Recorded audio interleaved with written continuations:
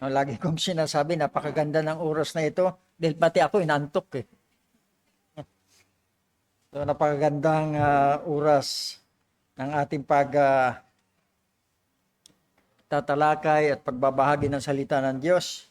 Oras na kailangang labanan natin ang ating mga sarili. Isang pakikipaglaban, huwag tayong daigin ng mga sirkonstansya na maaring pumigil sa atin para maunawaan ang salita ng Diyos.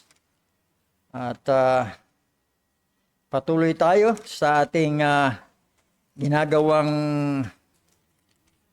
pagsiserye ng aklat po ng Joshua. Last time, pinag-usapan natin, pinamagatan kong God's Covenant Faithfulness and our call to remembrance, stones that preach. Ngayon naman ay pinamagatan natin, remembering the mighty hands of God, stones that preach. No? So, titingnan natin at mahihimay-himay natin ang mga bagay na ito. No?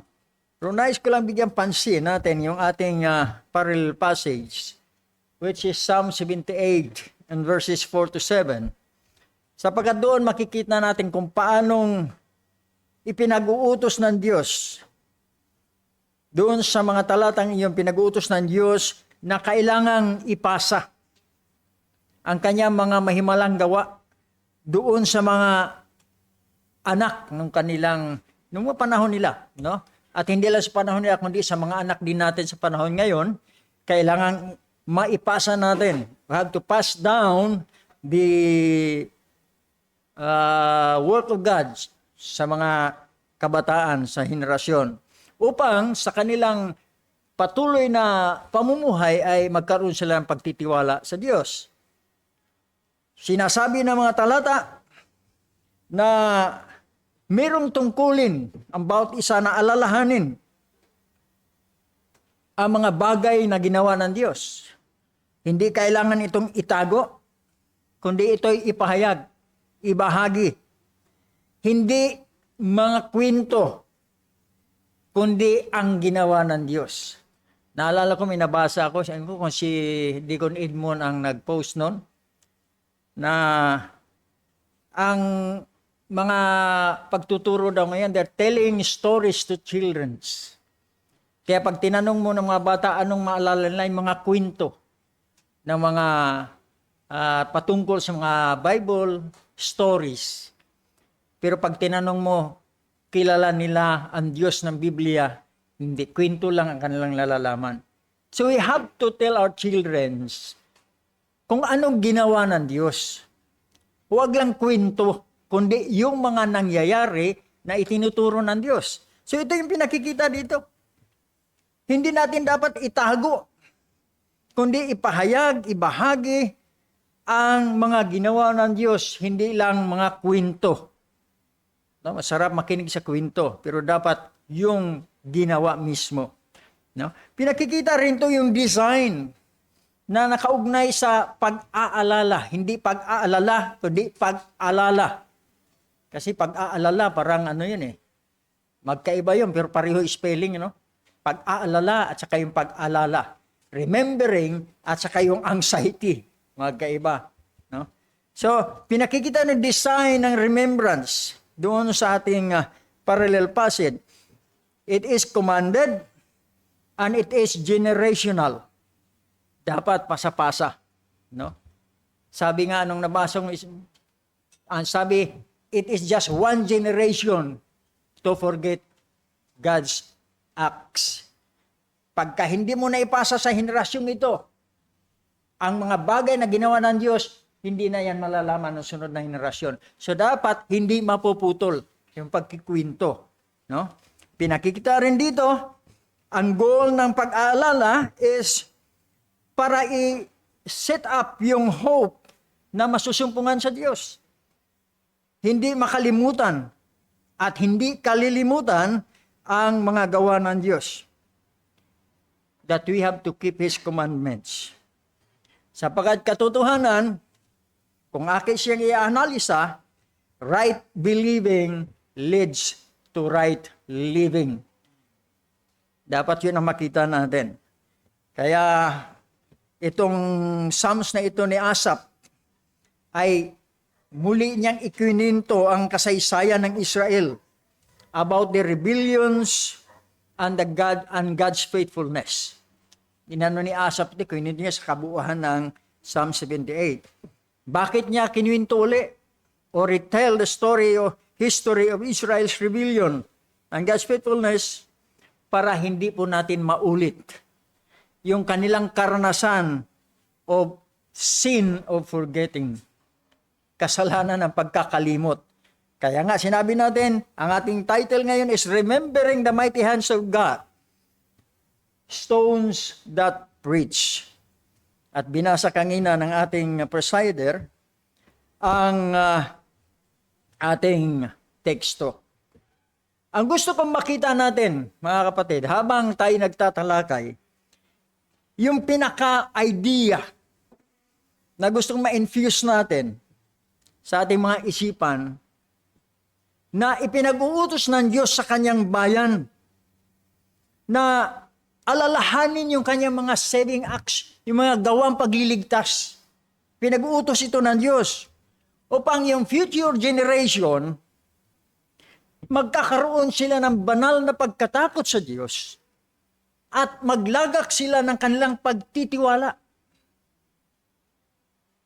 para mailagay nila yung kanilang buong tiwala sa makapangyarihang pagkilos at paggawa ng Diyos. So mahalaga itong alalahanin natin yung kanyang mga ginagawa sa bawat isa. Na gusto kong makita natin that God's sovereign grace, God's covenant faithfulness, at yung mga pamamaraan niya, the means na kanyang iniwan at binigay sa atin, ay magtulak sa atin upang magkaroon tayo ng maalab na pagnanasa na yung mga naranasan natin sa Panginoong Diyos ay maipasa natin sa mga bagong henerasyon. Yung gusto kong makita natin as we discuss. Alam natin ang konteksto nitong ating kabanatang 4 ng Joshua, katatawid lamang ng Israel sa Jordan at dinidiin dito yung dry ground. Katatawid lang nila on dry ground. And then, inutusan sila ng Diyos from Joshua, mag-secure sila ng 12 stones para i-represent yung 12 tribes ng Israel. At mapapansin din natin kung saan kinuha yung mga bato.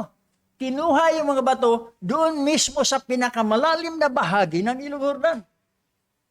Bakit kaya? Bakit doon kinuha sa pinakamalalim na bahagi ng Ilog Jordan? Kung i-analisa natin mabuti, without God's mighty power na pagkilos niya, walang makakatawid ni isa sa mga Israelita. During that time, sapagkat malakas, malalim, flooded ang area, malalim ang ilog, malakas ang agos. So, pag sinabi natin, doon sa pinakamalalim na lugar ng ilog, that means death and danger.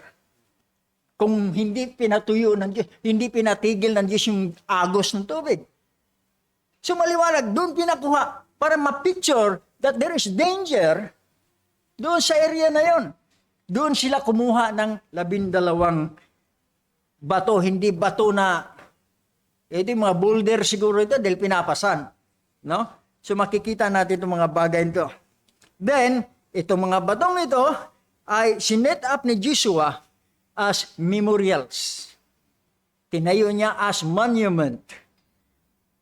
So, nagtapos nga, kung titingnan natin sa katapusan, ay pinakita dito na ang layunin nitong memorial na ito na itinayo ni Joshua para malaman ng lahat kung gaano kakapangyarihan ang gawa ng Diyos. Na in verse 24. So himayin natin yung mga talata.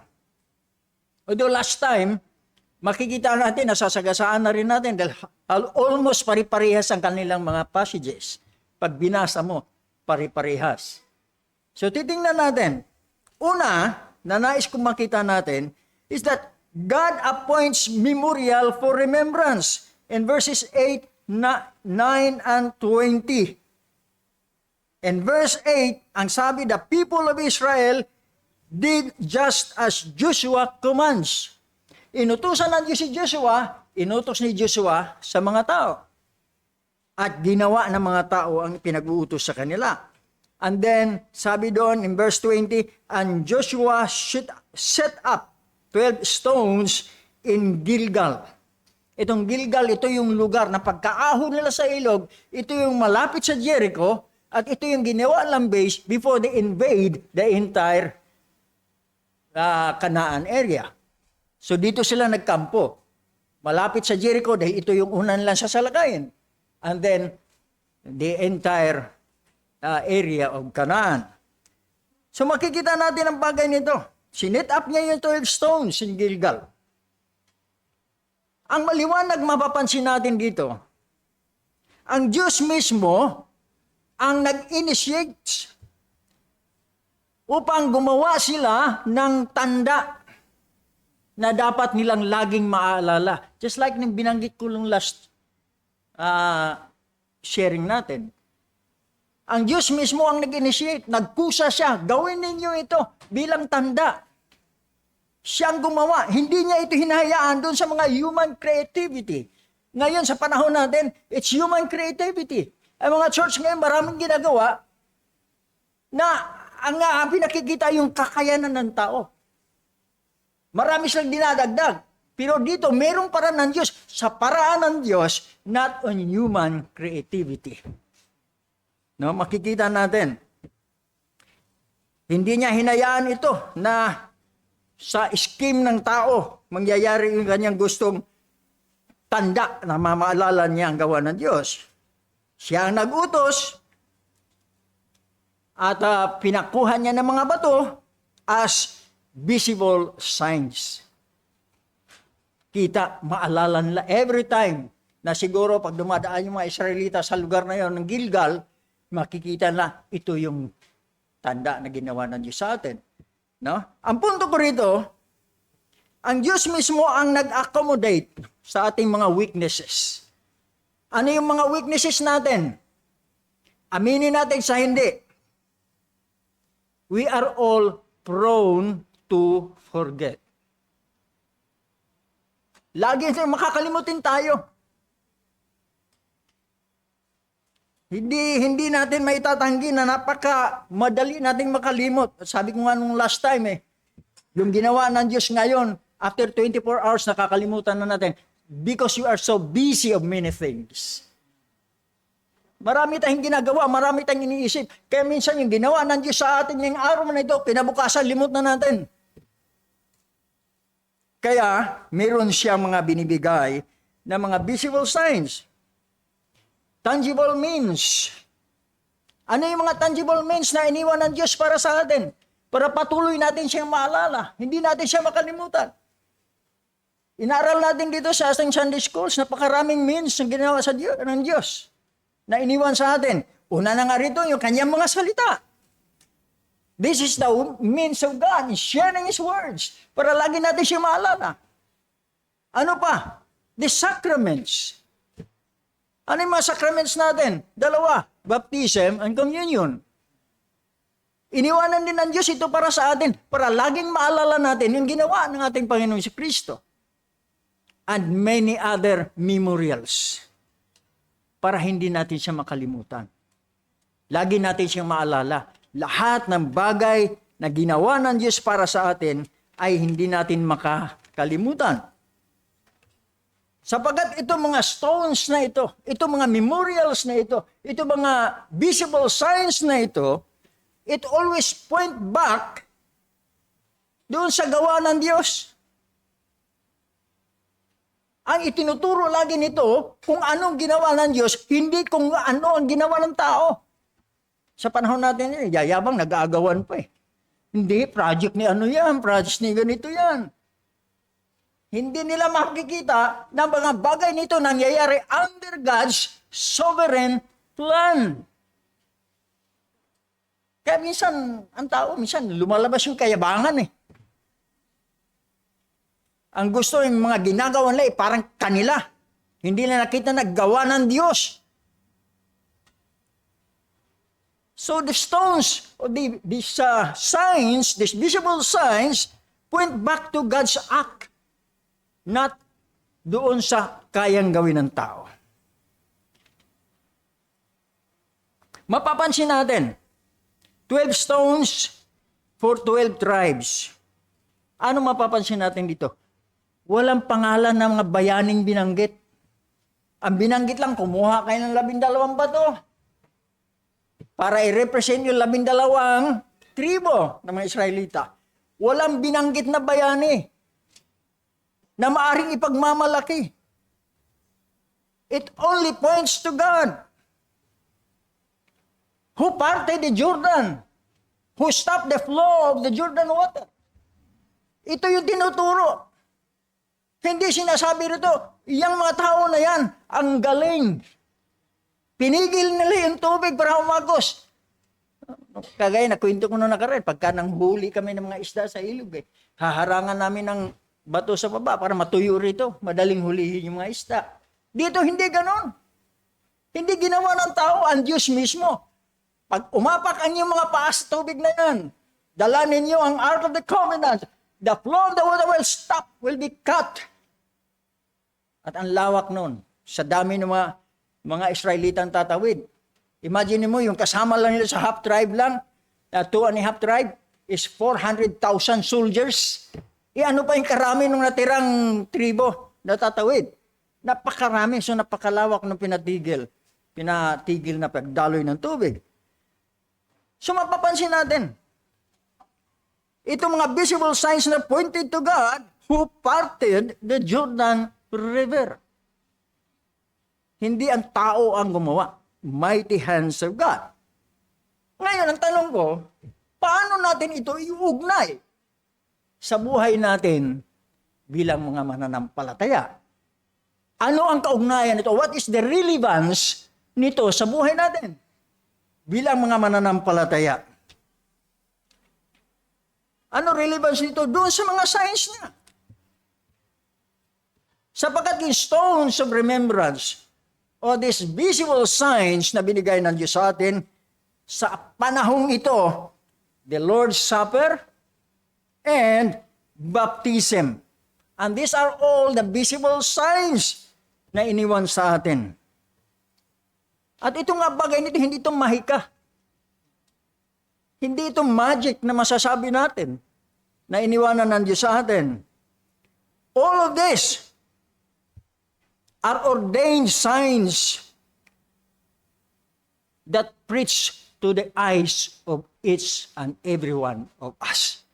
Ito yung nakikita natin na patuloy na nagpapaalala sa atin. What about baptism? Lagi nating pinabanggit ito. Kasi maraming takot pumasok sa baptism.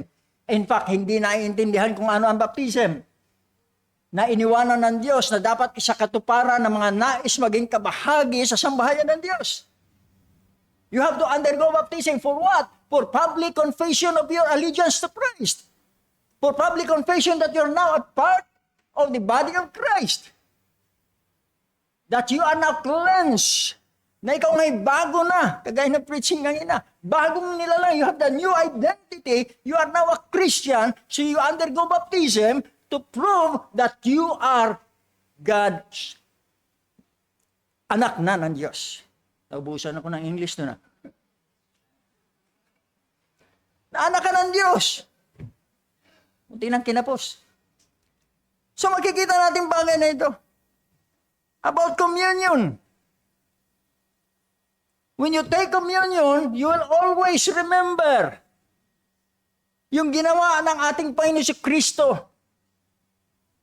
Giving up His body on the cross.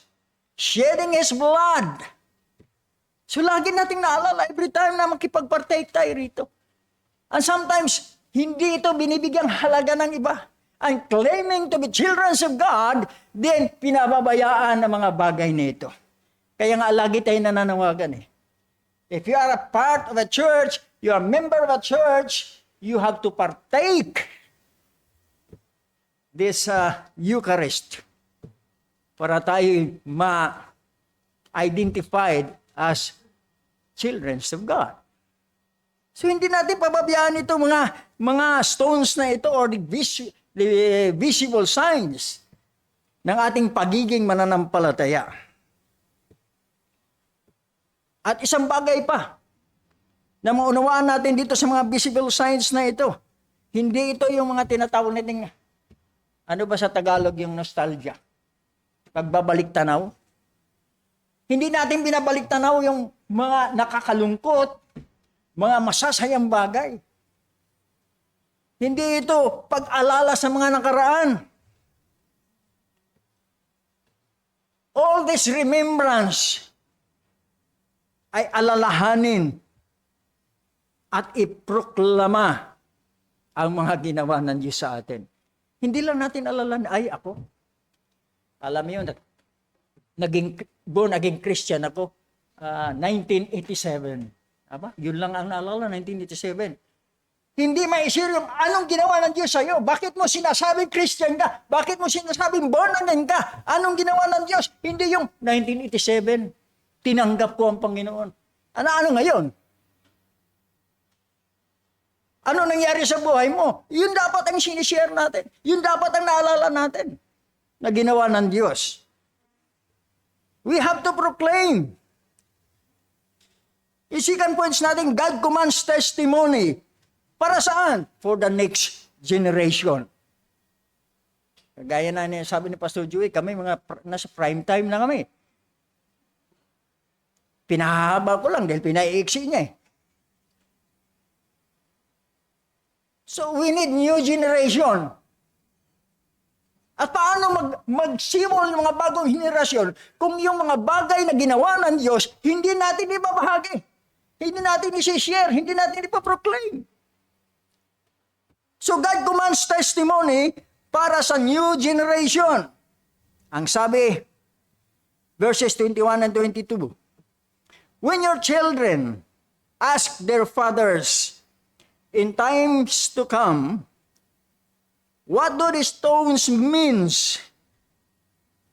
Ang sabi ng Panginoon, then you shall let your children know. Kailangang malaman ng mga anak ninyo.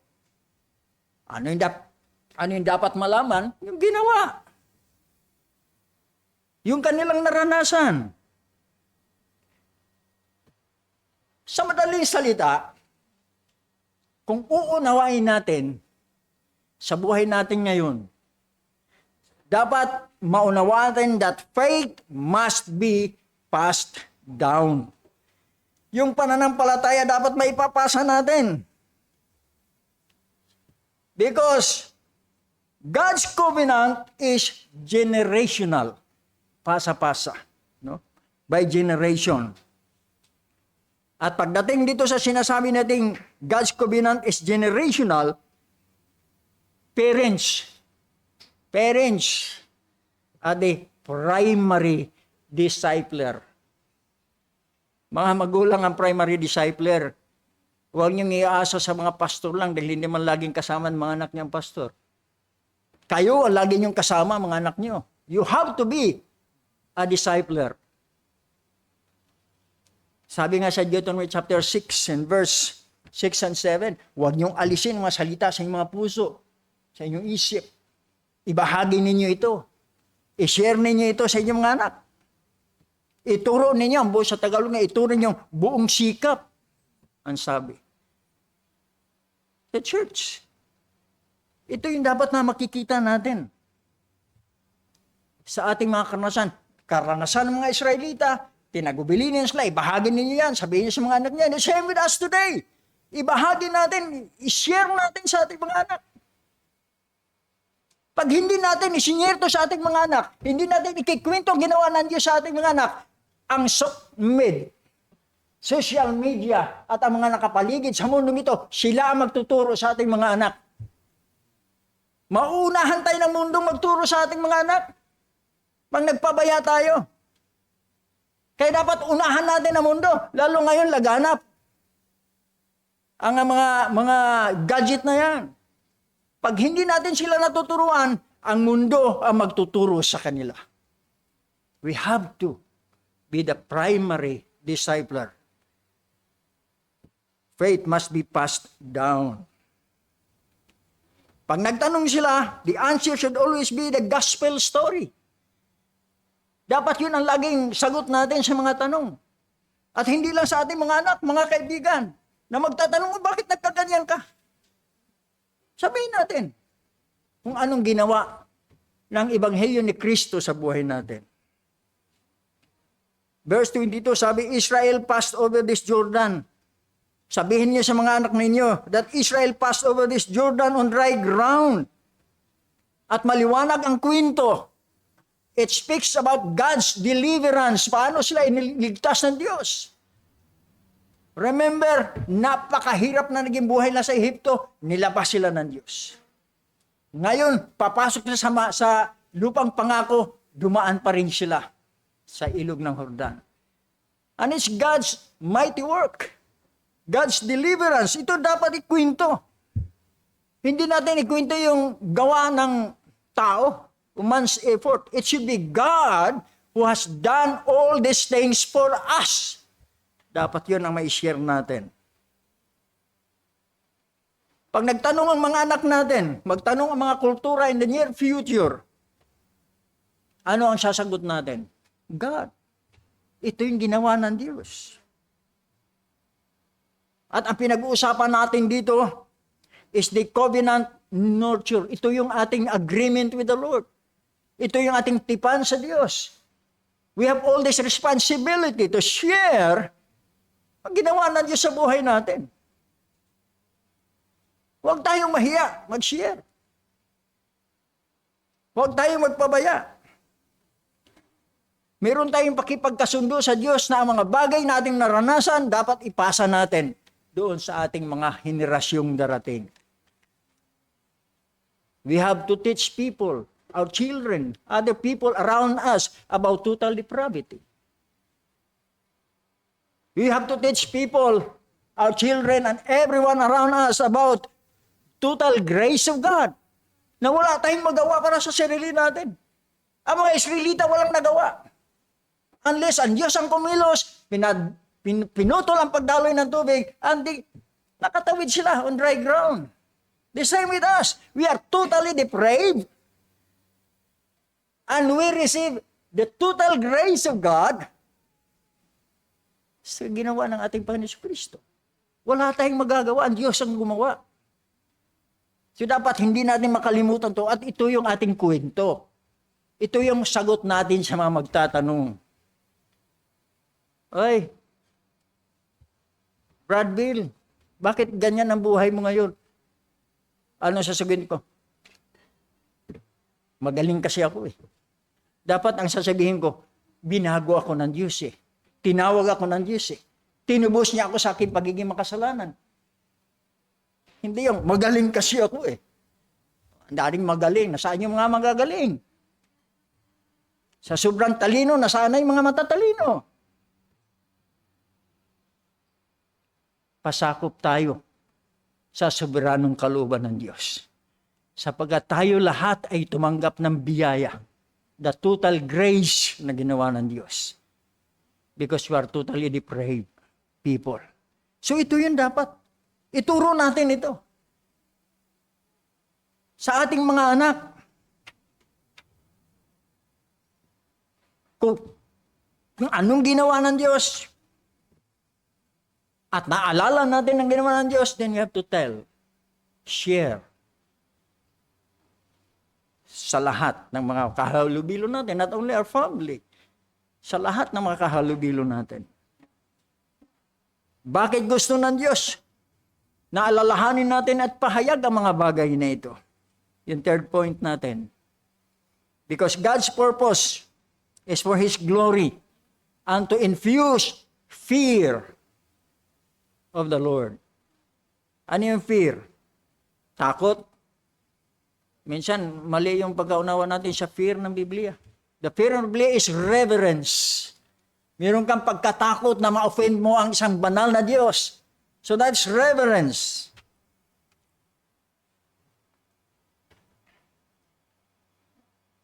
Makikita natin. Sabi sa 23 and 24 of the book of Joshua, 23-24. Ang sabi,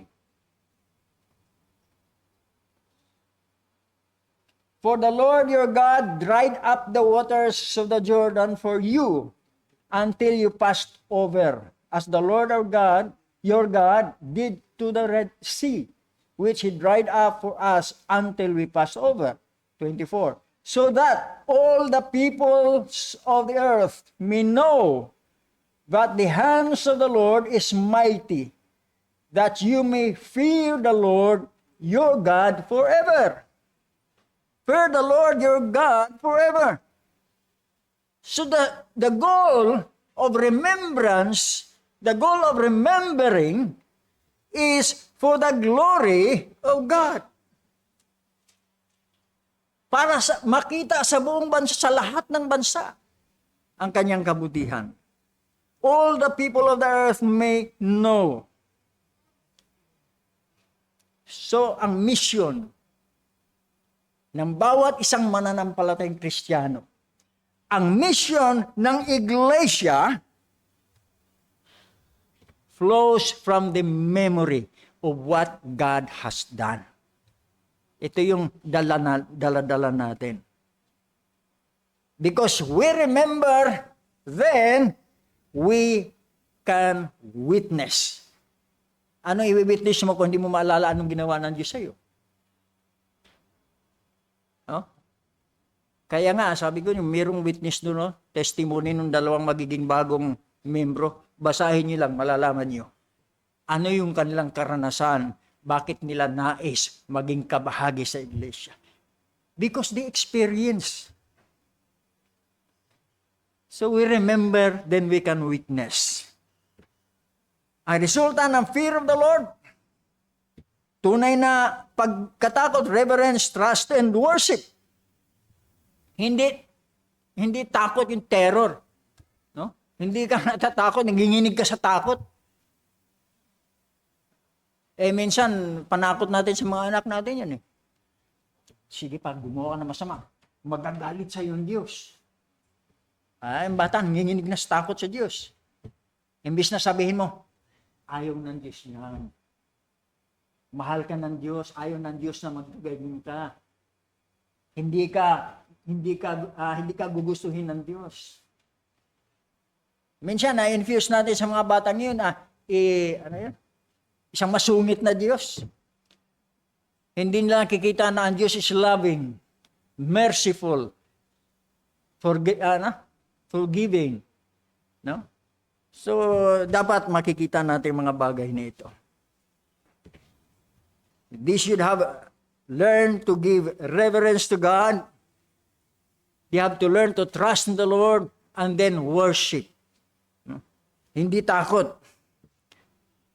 When we see God, makikita natin yung kanyang mighty hands, pag sinabi natin mighty hands, mighty works, mga mighty na ginawa ng Diyos, we can stop trusting on ourselves. We start now trusting the Lord. No? Ito yung ilalagak na natin ang tiwala natin sa Panginoon. Hindi sa ating mga ability, hindi sa ating mga kayang gawin. No? You have to trust the Lord, not on ourselves. Ang tanong ngayon, paano ito sa atin? Sa mga Israelita, hindi sila nakapagpakita na sila'y tiwala sa kanilang mga sarili. They live on faith and trust in the mighty hands of God. Kaya sila'y nakatawid. And they're prepared to invade the whole Canaan area. Paano tayo ngayon sa ating Kristiyanong buhay? Alam niyo ba yung Jordan crossing points to baptism? The Jordan crossing that was experienced by the Israelites points to our baptism today. Bakit ko sinasabi? yung mga Israelita tumawid on dry ground. Tayo namang mga mananampalataya, this crossing is grounded and points to the Lord Jesus Christ, who go through judgment for us. Siya yung nagdusa, siya yung pumasok sa paghatol ng Diyos. Yung mighty hand ng Diyos, makikita doon sa cross and the resurrection of our Lord Jesus Christ. Di ba? Tumawid sila. Nalagay sila sa lugar na ipinangako ng Diyos. The same with us. Because of the Lord Jesus Christ dying on the cross, shedding His blood, nakatawid din tayo from death to life. So ito yung buhay natin ngayon.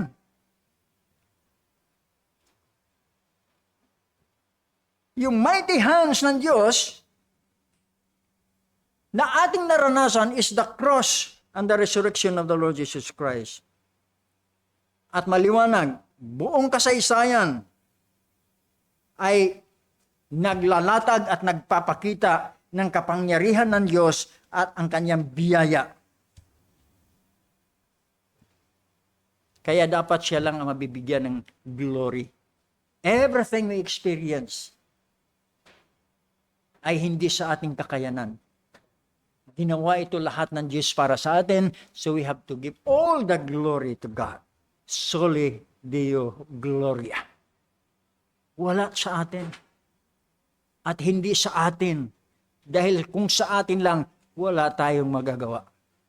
The same with the Israelites experience. Kung sa kanilang umasa, wala silang magagawa. But because of that mighty acts of God, yung kanyang makapangyarihang pagkilos, nakatawid sila ng maluwalhati sa mapanganib na ilog ng Jordan. At tayo man, nakatawid tayo sa mapanganib na ilog ng mundong ito. Now, whenever you look, there's always the temptation to sin. Laging nandyan eh. Pero dahil sa kabutihan ng Diyos, through the Lord Jesus Christ, who suffered and died for us, nakatawid tayong maluwalhati on dry ground. History displays God's power and grace. Dapat ito'y makita natin. Kaya church, alalahanin natin at matuto tayong mag-set ups ng ating mga stones. Meaning we have to make our journals of our Christianity. Para pagdating ng araw, ugod na tayo. Magtanong yung mga anak natin, Lolo, anong ginawa ng Diyos sa buhay mo? Ano sagot natin? Alam mo ba, anak? Ay, ako'y hiniligtas ng Diyos yung kabalaan. May pagmamalaki mo na ginawa ang Diyos sa buhay mo.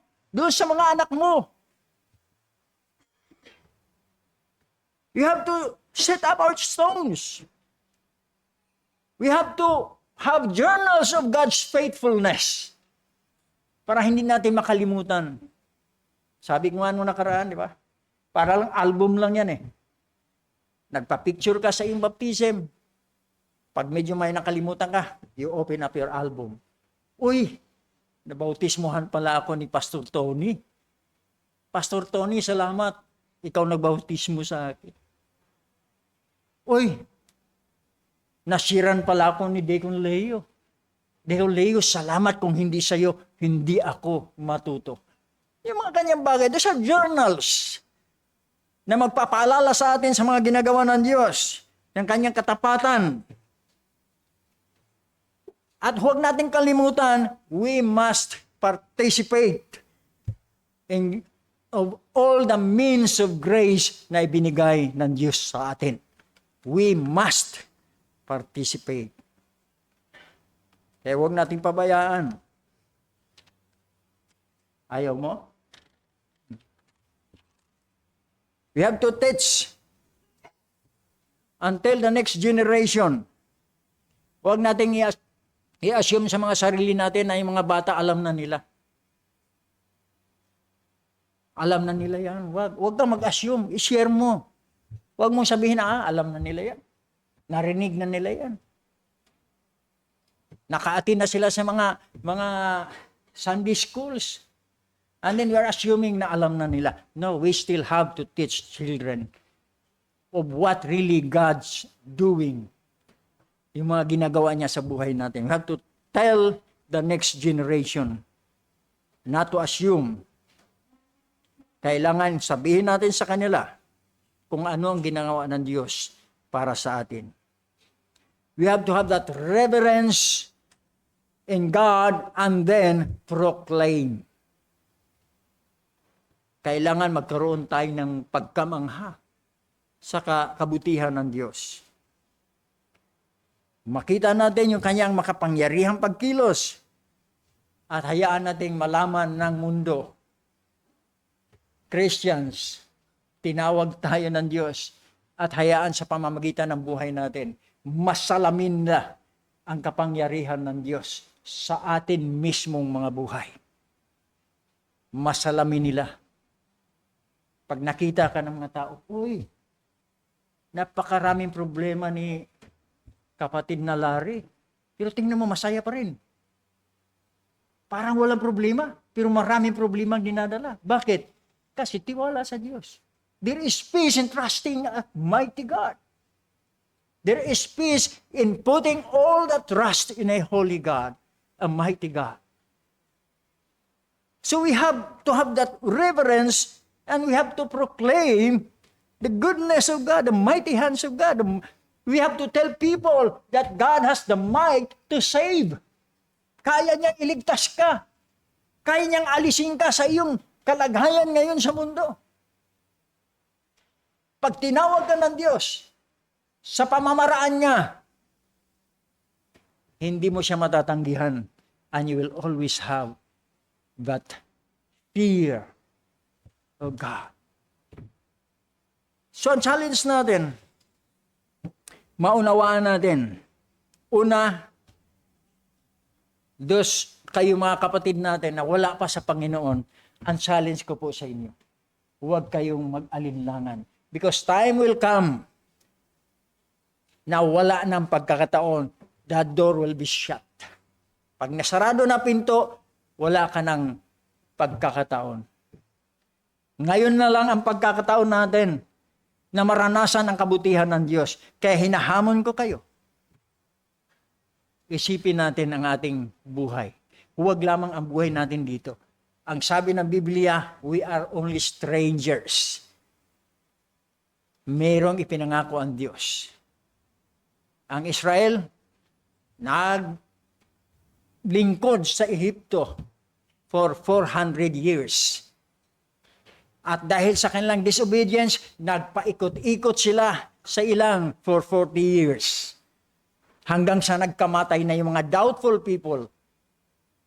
At nung mamatay na yung mga doubtful people, saka pa lang sila pumasok sa lupang pangako.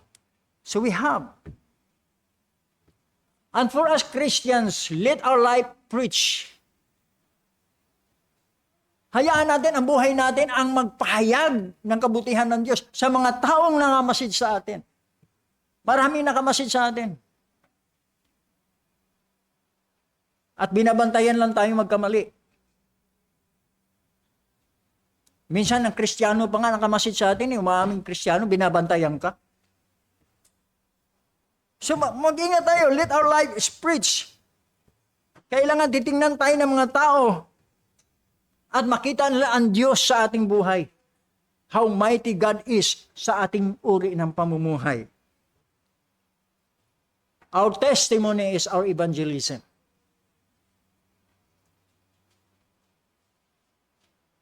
Huwag nating itago ang ginawa ng Diyos sa buhay natin. Kaya po, kapag kato'y pinagpala ng Diyos, ibigay natin sa Kanya yung pinakamataas na kredito.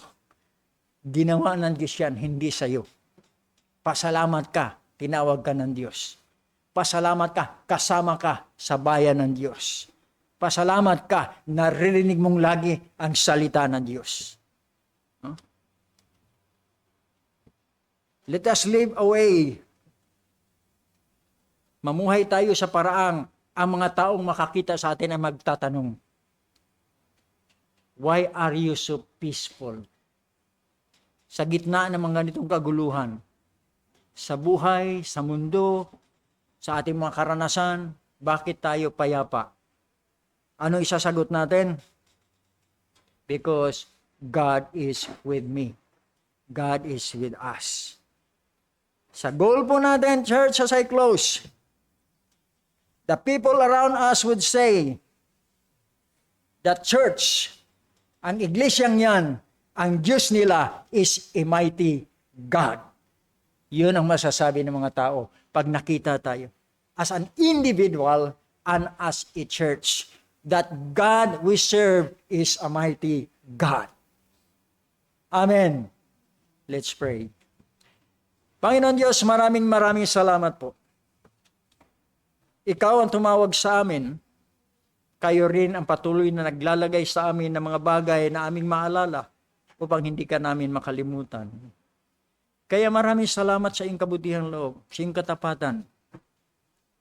Sa panahon ng kami naguguluhan, nagpaikot-ikot sa mundong ito, tinawag mo kami, biniyayaan mo kami ng pagkakataon sa pamamagitan ng Panginoon Kristo.